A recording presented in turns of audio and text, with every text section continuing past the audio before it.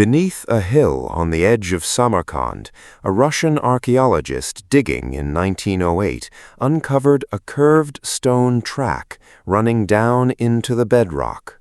It was part of an instrument.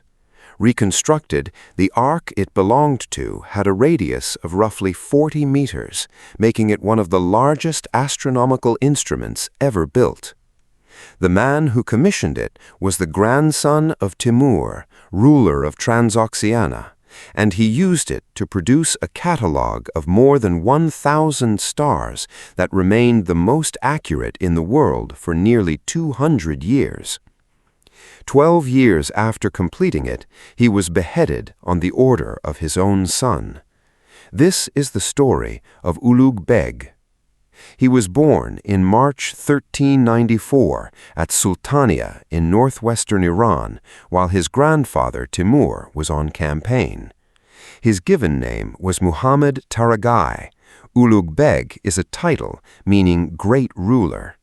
He was the son of Shah Rukh, Timur's fourth son, and he spent his early childhood in the imperial household, traveling with the court and, according to the accounts, accompanying the army as a small child on the Anatolian campaign that ended at Ankara. After Timur's death in 1405 and the succession struggles that followed, Shah Rukh secured control of the eastern half of the empire and ruled from Herat. In 1409, when Ulugh Beg was 15, his father appointed him governor of Samarkand and of Transoxiana. He held that position for nearly 40 years. He was not, by the assessment of the sources, a particularly effective military commander or administrator. His campaigns against the nomadic powers to the north produced mixed results, including a serious defeat. What he did instead was turn Samarkand into the leading center of mathematical and astronomical research in the world. The program had 3 components, and they were pursued together. The first was a madrasa. The Ulugh Beg Madrasa on the Registan Square in Samarkand was completed in 1420. It was not a conventional religious college. Mathematics and astronomy were taught there at a high level, and the ruler himself lectured. He recruited the best available scholars to teach in it, including Qadi Zeda al-Rumi, a mathematician from Anatolia, and Jamshid al-Kashi, one of the finest computational mathematicians of the pre-modern era. Al-Kashi wrote a letter to his father from Samarkand, describing the intellectual atmosphere of the court, the level of the discussions, and the ruler's own mathematical competence. The letter survives and is one of the most valuable first-hand documents about scientific work anywhere in the 15th century. The second was the observatory. Construction began around 1420 on a hill north of the city.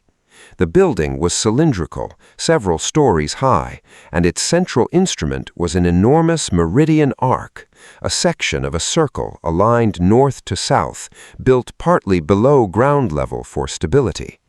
The scale was the point. The larger the instrument, the finer the divisions that can be marked on it, and therefore the more precise the measurement of an angle. This instrument allowed the astronomers at Samarkand to measure celestial positions to a degree of accuracy that smaller instruments physically could not achieve. The third was the observational program itself, which ran for roughly 17 years. The result was the Zij-i-Sultani, completed around 1437 and issued in final form shortly afterward. It is a set of astronomical tables with an accompanying star catalogue, and its contents can be stated precisely. The catalogue lists 1,018 stars. Of these, 992 had their positions determined afresh by observation at Samarkand. The remaining 27 lay too far south to be observed from that latitude and were taken from an earlier catalogue compiled by the 10th century astronomer Al-Sufi. This was the first substantial star catalogue based on original observation since Ptolemy in the 2nd century. Every intervening catalogue had essentially updated Ptolemy's figures for precession rather than remeasuring the sky. The tables give the length of the sidereal year as 365 days, 6 hours, 10 minutes, and 8 seconds. The modern value differs from this by 58 seconds. To put that in perspective, a measurement of the year accurate to within a minute, made with instruments that had no lenses of any kind, is a result that took European astronomy another century and a half to match.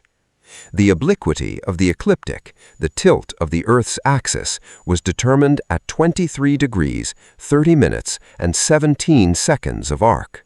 The value for that quantity at the time of the measurement is estimated at 23 degrees, 30 minutes, and about 48 seconds, meaning the Samarkand figure was off by roughly half a minute of arc. The latitude of Samarkand itself was fixed at 39 degrees, 37 minutes, and 33 seconds north. The modern figure is close to 39 degrees and 40 minutes. Modern statistical analysis has assessed the catalogue against precise satellite-derived stellar positions.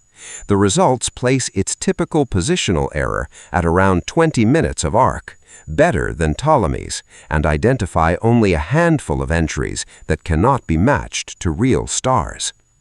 It was not surpassed until the work of Taqi al-Din in Istanbul and Tycho Brahe in Denmark in the later 16th century. The transmission of the work to Europe was documented. Manuscripts reached the West, and the star catalogue was edited and published at Oxford by Thomas Hyde in 1665, with further editions in 1767 and in the Memoirs of the Royal Astronomical Society in 1843.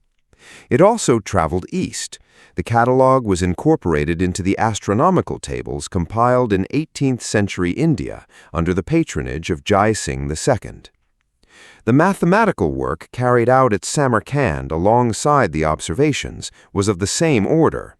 Jamshid al-Kashi calculated the value of pi to 16 decimal places, a result that stood as the most accurate in the world for around 180 years, and he did so by computing the perimeter of a polygon with more than 800 million sides. He also developed methods for extracting roots and produced a treatise on the astrolabe and on computational instruments.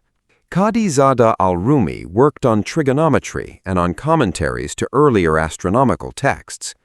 Ali Kushchi, the youngest of the group, argued in his own writing that astronomy should be freed from dependence on Aristotelian physics and assessed on observational grounds, a position historians of science have examined with considerable interest. The relationship between the ruler and his scholars is documented in a way that is rare for the period. Al-Kashi's letter describes Ulugh Beg posing problems in the presence of the assembled mathematicians, solving them and correcting others when they erred. He also records disagreements, awkward moments, and the ordinary friction of a working research group.